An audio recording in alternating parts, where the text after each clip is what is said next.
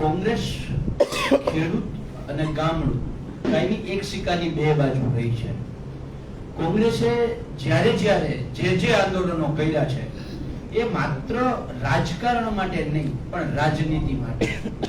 રાજકારણ અને રાજનીતિની જે પાતળી ભેદરેખા છે આ લોકોને સમજાવી છે. દાખલા તરીકે આ વીજ લાઈનોના જ પ્રશ્નને લઈ અને જ્યારે 2017માં રાજ્ય સરકારે પહેલો પરિપત્ર કર્યો જંત્રી ભાવે ટોટલ અમાઉન્ટના 7.5% આપવાના, ત્યારથી લઈ અને કિસાન કોંગ્રેસ સતત એ મુદ્દે લડે છે.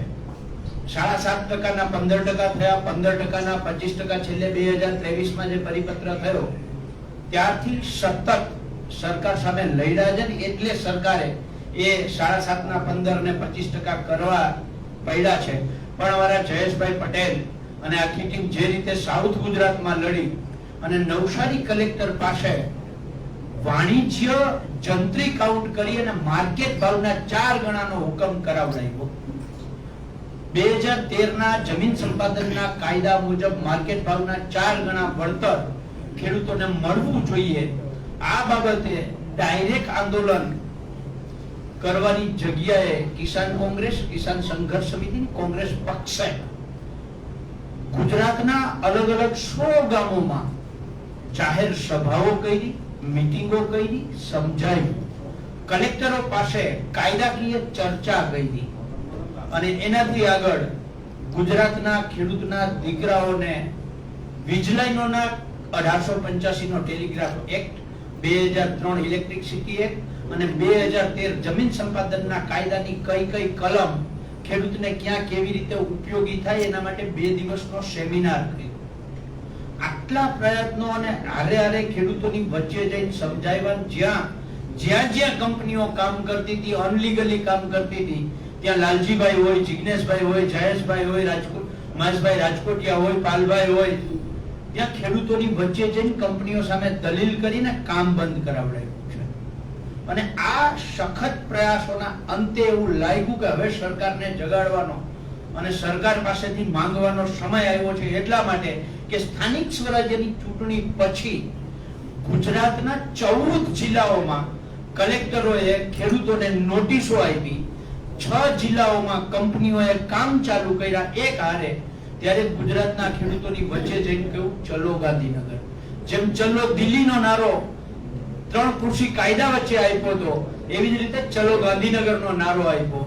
જેમ 3 કાળા કાયદા વખતે હરિયાણા બોર્ડર, રાજસ્થાન બોર્ડર અને ઉત્તર પ્રદેશ બોર્ડરે રોકી દીધા, દિલ્હી ન પહોંચવા દીધા, એમ ચલો ગાંધીનગરનો નારો આપ્યો તો કદાચ અમે કહ્યું હતું કે જ્યાં રોકે ત્યાં અમે રોકાઈ જઈશું.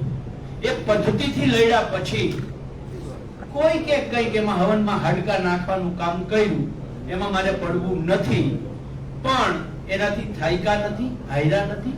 કોંગ્રેસ હંમેશા ખેડૂતો માટે લડતી રહી છે. એ દેવા માફીની વાત હોય તો કોંગ્રેસે જ કર્યા છે. એટલે આ વીજ લાઈનોના પ્રશ્ને સખત અને સતત જ્યાં સુધી રાજ્ય સરકાર 2013 જમીન સંપાદનના કાયદા મુજબ માર્કેટ ભાવના 4 ગણું એ વાણિજ્ય જંત્રી મુજબ આપવાનું પોલિસી ન બનાવે ત્યાં સુધી લડવું છે. અમે ત્યારે ઓપ્શન આપ્યા હતા સરકારને, અત્યારે આપીએ છીએ કે માર્કેટ ભાવના 4 ગણું વાણિજ્ય જંત્રી મુજબ, અથવા માસિક ભાડું એક પોલ દીઠ 50,000 અથવા તો વન ટાઈમ સેટલમેન્ટ 2 કરોડ રૂપિયા ખેડૂતને આપવામાં આવે.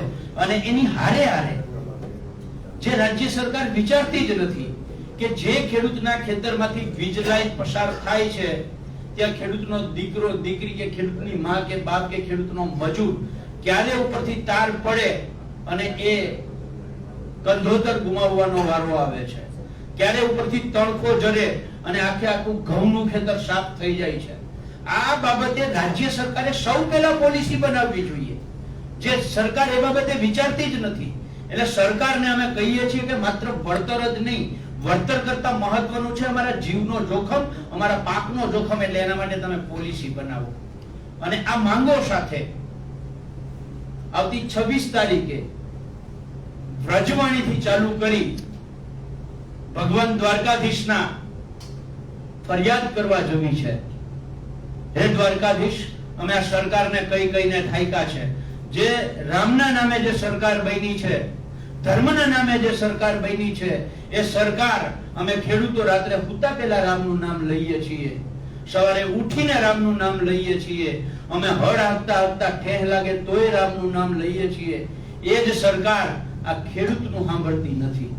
એટલે હે દ્વારકાધીશ, આ સરકારને સદબુદ્ધિ આપો અને એના માટે ભગવાન દ્વારકાધીશની ધજા વ્રજવાણીથી માથે લઈ અને દ્વારકાધીશને ધજા અર્પણ કરી અને દ્વારકાધીશને સુદામા રૂપી ખેડૂત દ્વારકાધીશના શરણે જઈ અને ફરિયાદ કરવાનું અમે એક ગુજરાત કિસાન કોંગ્રેસ અને સાથે સાથે જે કોઈ સંગઠનો, સંઘર્ષ સમિતિ અને જેને ખેડૂતનું હિત છે એ તમામ લોકો સાથે મળી અને દ્વારકાધીશ જવાના છીએ. આ મેપ હું આપું એની પહેલા તો જેતપર ગામને જે અત્યારે આંદોલન ચાલે છે એક ગામનું, એ ગામને અમે ખૂબ ખૂબ અભિનંદન આપીએ છીએ, બિરદાવીએ છીએ.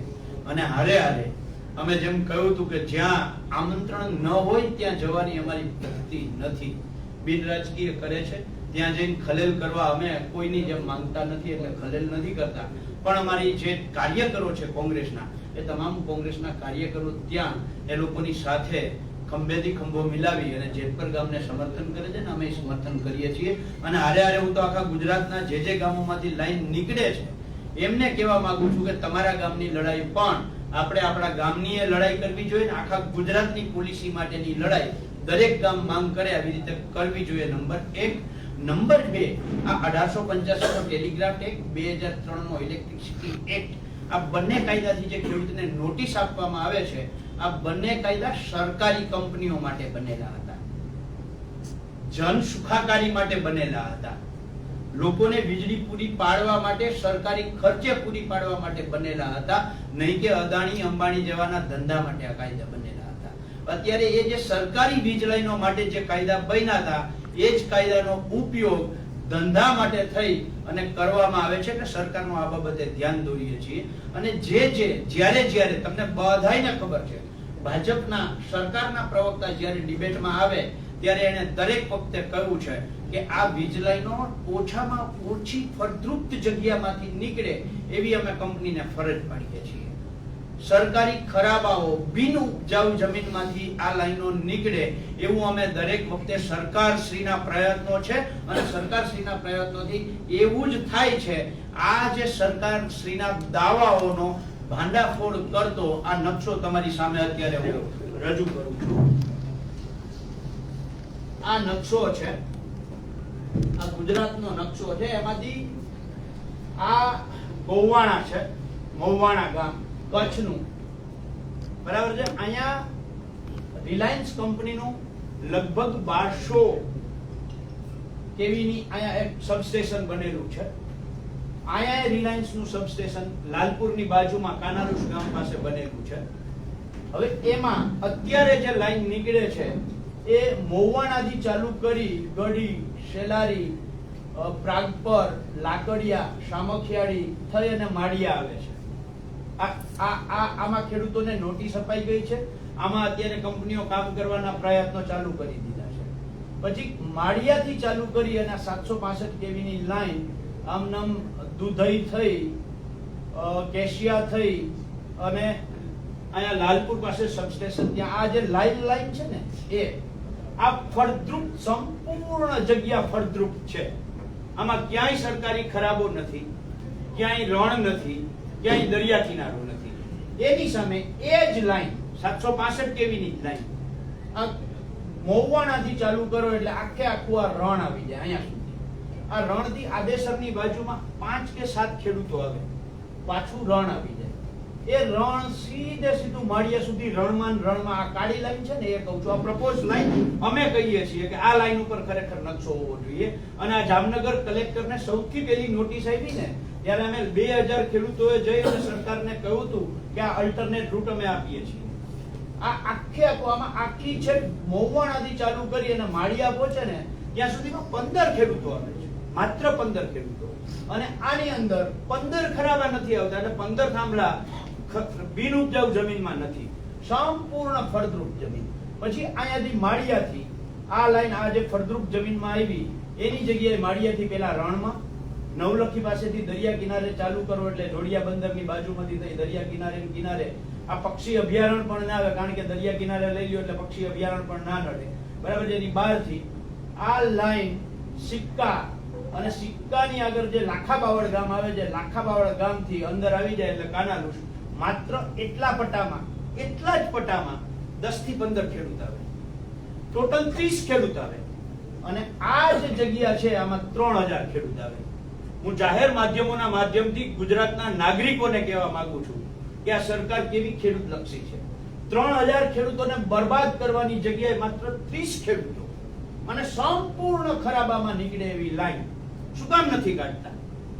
ખેડૂતોને બરબાદ કરવા માટેની જે મીડિયામાં આવી અને ડિબેટોમાં ભાજપના પ્રવક્તા કહે છે કે અમારો આશય સરકારી ખરાબાઓમાંથી બિન ઉપજાઉ જમીનમાંથી નીકળવાનો છે, એ આમાં ક્યાં બિન ઉપજાઉ જમીનમાંથી કાઢ્યો? તમે સંપૂર્ણ ફળદ્રુપ જમીનમાંથી કાઢ્યો છે.